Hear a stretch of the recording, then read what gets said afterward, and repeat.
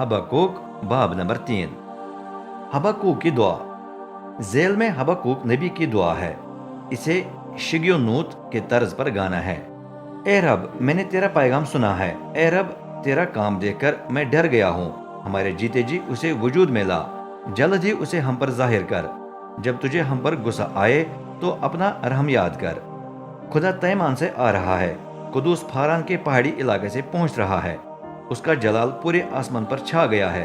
जमीन उसकी हमदो सना से भरी हुई है। तब उसकी शान सूरज की तरह चमकती, उसके हाथ से तेज किरणें निकलती हैं जिनमें उसकी कुदरत पन्हा होती है। मोहलिक बीमारी उसके आगे आगे फैलती, वबाई मर्ज उसके नक्श कदम पर चलता है। जहाँ भी कदम उठाए वहाँ जमीन हिल जाती, जहाँ भी नजर डाले वहाँ अकवाम लर्ज उठती हैं।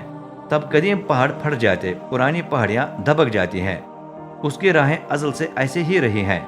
मैंने कोशा के खेमों को मुसीबत में देखा, मिदियान के तंबू कांप रहे थे। ए रब, क्या तू दरियाओं और नदियों से गुस्से था?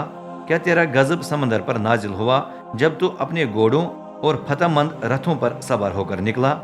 तूने अपनी कमान को निकाल लिया, तेरी लानतें तीरों की तरह बरसने लगी।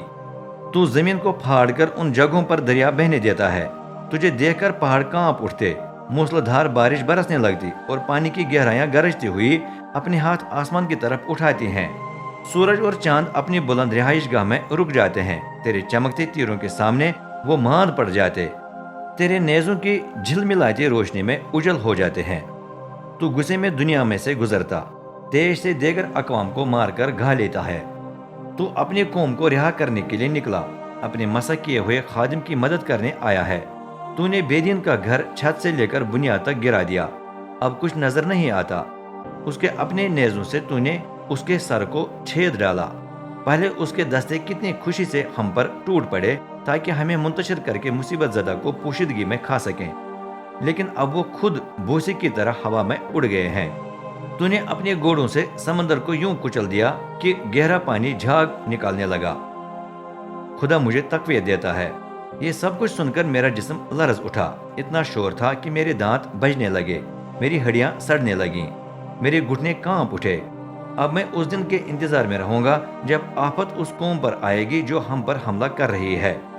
अभी तक कोंपले इंजीर के दरख्त पर नजर नहीं आती, अंगूर की बेलें बेफल हैं। अभी तक जैतून के दरख्त फल से महरूम हैं और खेतों में फसलें नहीं उगती। बाड़ों में न भेड़ बकरियां न मवेशी हैं। ताहम मैं रब की खुशी मनाऊंगा, अपने नजात दहिंदा खुदा के बाइस शादियां न बजाऊंगा। रब कादिर मुतलक मेरी कुव्वत है। वही मुझे हिरनों के से तेज रव पाऊं मुहैया करता है। वही मुझे बुलंदियों पर से गुजरने देता है।